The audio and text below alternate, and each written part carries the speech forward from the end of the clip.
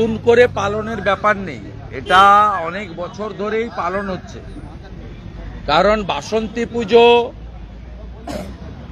সেই বাসন্তী পুজো বাংলায়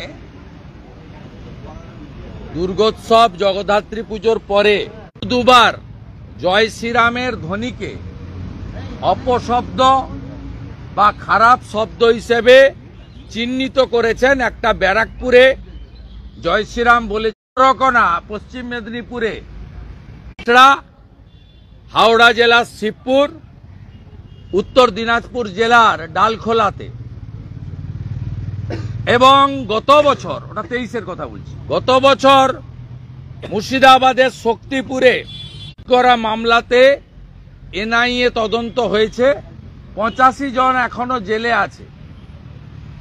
মুখ্যমন্ত্রী সুপ্রিম কোর্টে 25 লাখি লয়ারদেরকে দাঁড় করিয়েছিলেন যাতে এনআইএ আটকানো যায়। সুপ্রিম কোর্টও রাজ্য সরকারের পিটিশন সেট অ্যাসাইড করেছেন।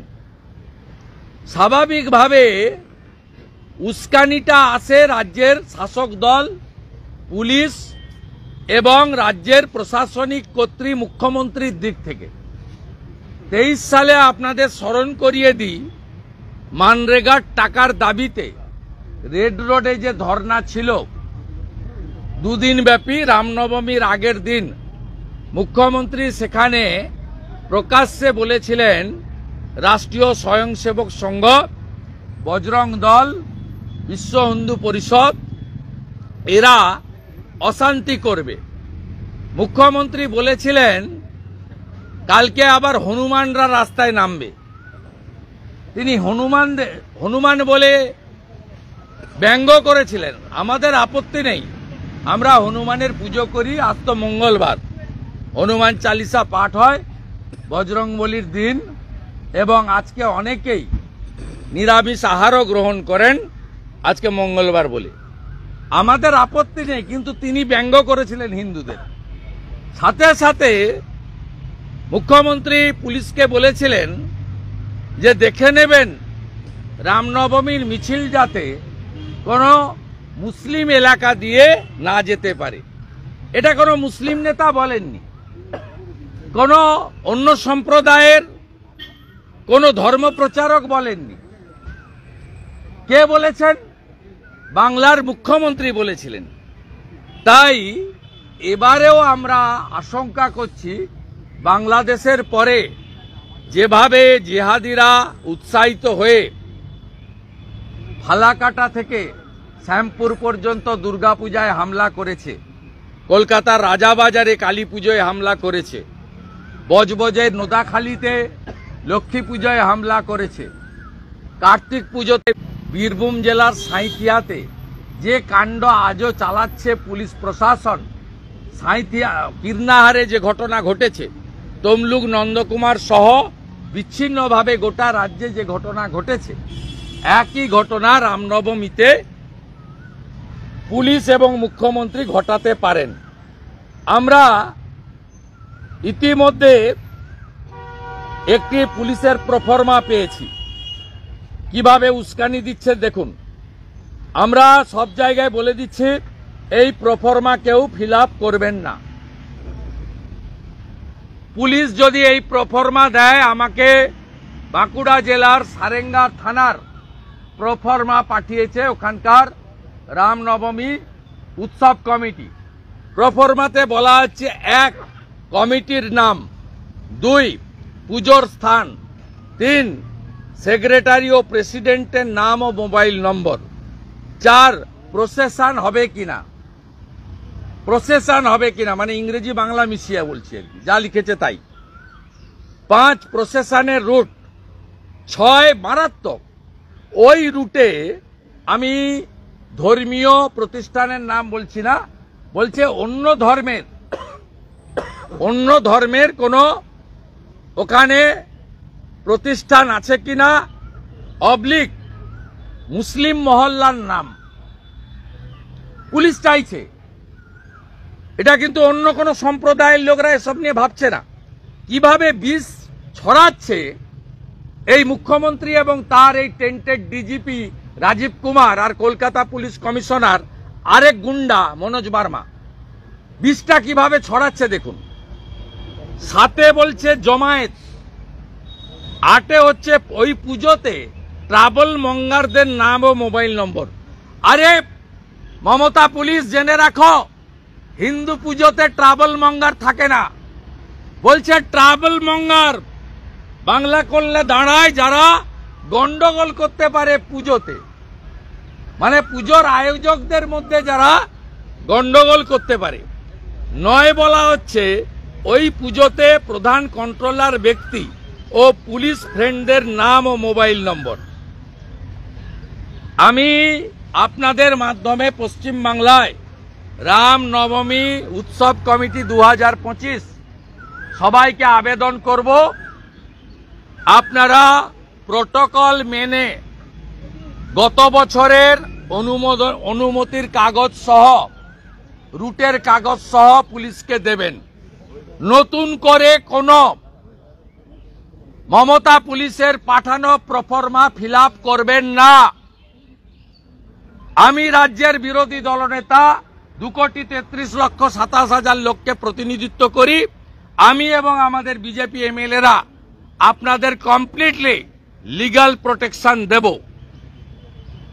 আপনারা কেউ নতুন প্রফর্মা ফিল আপ করবেন না এবং গত বছরে যা হয়েছিল একইভাবে এভাবে আমাদের উৎসব পালন করা হবে।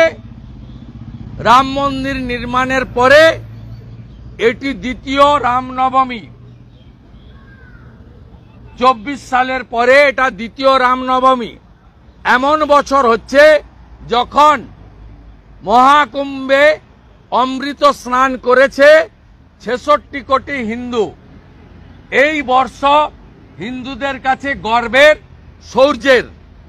তাই এই বর্ষে রামনবমী উৎসব সর্বত্র অত্যন্ত আনন্দের সঙ্গে, অত্যন্ত বীরত্বের সঙ্গে সকলকে নিয়ে শান্তিপূর্ণভাবে পালন করার আবেদন করছি।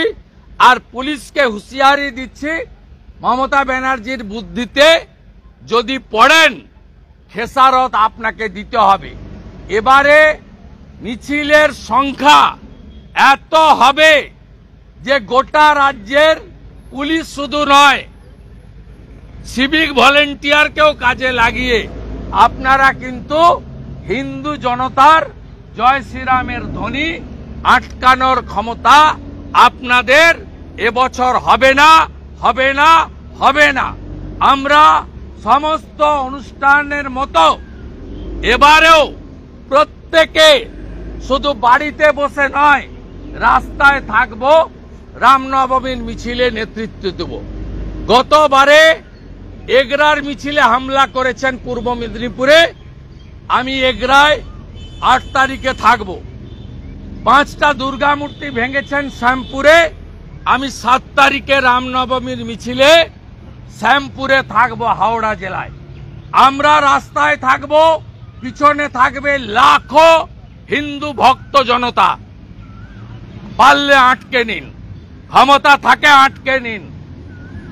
हिंदुस्तान में हिंदू ही राज करेगा और जो हिंदू हित में काम करेगा वही अगला दिन बंगाल में राज करेगा। এটা একটা বিষয়।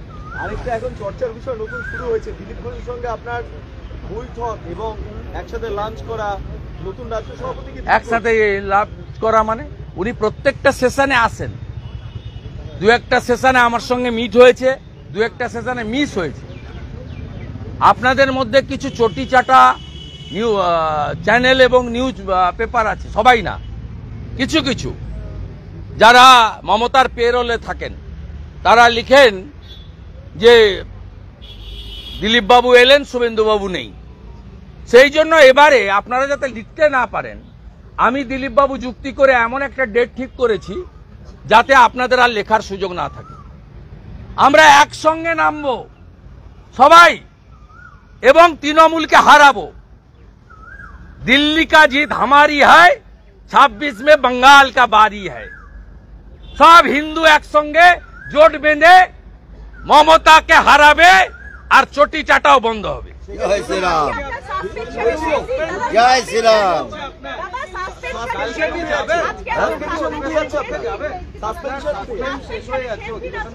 আমাদের একজন কলিগ দীপক বর্মন, তাকে অবৈধভাবে সাসপেন্ড করেছে। তার প্রতি সংহতি জানিয়ে 20 তারিখ পর্যন্ত আমি দীপক বর্মন যেখানে থাকবে আমি সেখানেই থাকব। আগামীকাল বাবা সাহেব আম্বেদকরের ছবি নিয়ে বিধানসভাতে বিজেপি ডেপুটেশন দেবে, বিক্ষোভ মিছিল করবে। কারণ বাবা সাহেব আম্বেদকরজির প্রণত সংবিধানের 10th শিডিউল মুখ্যমন্ত্রী এবং তার স্পিকার মানেন না। এখন অবধি 55 জন এমএলএ 11 সাল থেকে দলবদল করেছেন, সদস্য পদ যায়নি। এটা সরাসরি সংবিধান এবং বাবা সাহেবের অপমান। 2 জন এমএলএ রাফায়েত হোসেন, সায়ন্তিকা ব্যানার্জি বিধানসভায় অবৈধভাবে শপথ নিয়ে এমএলএ শিফট করছেন। আমরা তাদের 167 সংবিধানের রাজ্যপালের ক্ষমতাকে এরা চ্যালেঞ্জ করেছে। আমরা মনে করি এটা ভায়োলেশন অব দি কনস্টিটিউশন। আমরা তার বিরুদ্ধে বিক্ষোভ করব এবং 2:30টার সময় বিধানসভার গেট থেকে বিজেপি এমএলএরা এই বিমান ব্যানার্জি যেখান থেকে জিতেছেন বারুইপুরে, পূর্ব ঘোষিত কর্মসূচি অনুযায়ী বারুইপুরে তাদের এমএলএর কীর্তি বিধানসভায় তুলে ধরার জন্য বারুইপুরে মহা র্যালিতে বিধানসভার গেট থেকে 2:30টার সময় বিজেপির এমএলএরা বারুইপুরের উদ্দেশ্যে রওনা দেবে। একটা বিষয়, হুমায়ুন কবিরকে সতর্ক করলো শৃঙ্খলা রক্ষা কমিটি। 72 ঘন্টা অতিক্রান্ত হয়ে গিয়েছে, আপনার উপর নাকি ব্যবস্থা নেবেন হুমায়ুন কবির। 72 ঘন্টা অতিক্রান্ত, আর অন্যদিকে বিভিন্ন মন্তব্যের জন্য শৃঙ্খলা রক্ষা। আমার প্রত্যেকটা শব্দ বাক্যের মূল্য আছে, আমার সময়েরও দাম আছে। আমি কর্মচারীদের ব্যাপারে বলবো না, কারণ ওর মালিক মমতা ব্যানার্জি আমার কাছে হেরেছে 1956 ভোটে। আবার ভবানীপুরেও 26 সালে বিজেপির প্রার্থীকে দিয়ে উনাকে হারাবো। উনি কম্পার্টমেন্টাল চিফ মিনিস্টার আছেন, এরপরে ডবল কম্পার্টমেন্টাল নেত্রী হিসেবে পরিচিত পাবে বাংলায় x chief minister Mamata Banerjee. আপনারা কি বড় করে দুর্গাপূজা করবেন? আপনারা কি বড় করে দুর্গাপূজা করার কোনো পরিকল্পনা? রামনবমীর পরে বলবো। তাড়াহুড়া করছেন কেন? রামনবমীর পরে পয়লা বৈশাখ আছে, রামনবমীর পরে পয়লা বৈশাখের আগে নীল চড়ক আছে, হর হর মহাদেব হবে, নীল চড়ক হবে। তাড়াহুড়া করছেন কেন? হিন্দু জেগে গেছে, সরস্বতী পূজায় তাকত দেখিয়েছে। শান্তনু প্রামাণিক এমএলএ আছে, 1885 সালে স্থাপিত খেজুরি মক্তব প্রাইমারি স্কুল 140 বছর পরে পুজো হয়েছে। 140 বছর পরে এটা হচ্ছে হিন্দুরা তাকত দেখাচ্ছে বাংলায়। আপনি অযোধ্যার রাম মন্দিরের দিন পার সার্কাসে মিছিল করেন, আপনি মহাকুম্ভকে অমৃত কুম্ভকে। नमस्कार बहनों और भाइयों, आप सभी नगर निवासियों को, प्रत्येक अपने चाहने वाले प्रिय ग्राहकों को बर्मन ज्वेलर्स की ओर से हार्दिक शुभकामनाएं। आपका प्यारा दुलारा, जहां हॉलमार्क शुद्ध सोने के गहने सही कीमत पर हमेशा पाए जाते हैं। रेडीमेड गहनों का विपुल संभार है। इसके अलावा आप अपने मनपसंद डिजाइन के गहने बनाने का हमारे पास ऑर्डर दे सकते हैं। तो चले आइए बर्मन ज्वेलर्स में।